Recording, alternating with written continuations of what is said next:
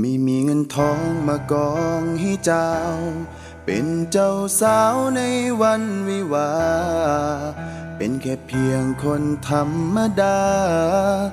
ไม่น่ามองอยากจะมีเงินทองให้เจ้ามาเป็นเจ้าสาวเป็นคู่ครองฉันก็กลัวจริงๆนะน้องกลัวเธอลำบากใจอยากจะทำให้ดีกว่านี้สักหน่อยแต่กลัวว่าน้อยเกินไปแค่คำว่ารักน้องสาวจากคนหมายไรให้เธอหมดใจและมีแต่เธอคนเดียวไม่มีเงินทองไปขอการดาเงิน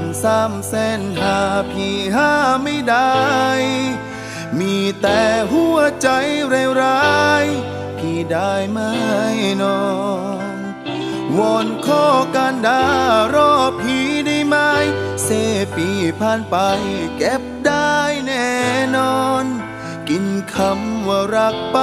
ก่อนเห็นใจพี่เทิดงามงอนรอพี่ได้ไหมไม่มีเงินทองมากองให้เจ้าใจพี่บ่าวให้สาวทั้งใจช่วยบอกพ่อและแม่ได้ไหมมั่นใจไว้ก่อนว่าจะมีเงินทองให้เจ้ารับรองบ่าวไปขอแน่นอน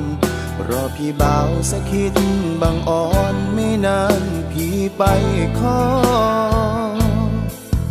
อยากจะทำให้ดีกว่านี้สักหน่อยแต่กลัวว่าน้อยเกินไปแค่คำว่ารักน้องสาวจากคนหมายไรให้เธอหมดใจ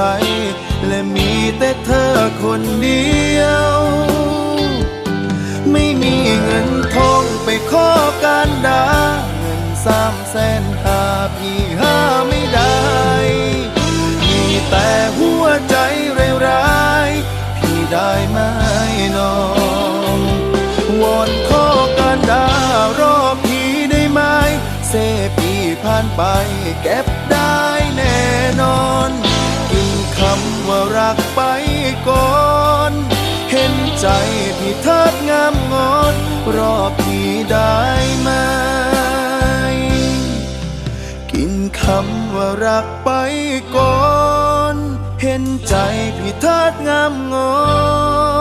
นรอพี่ได้ไหม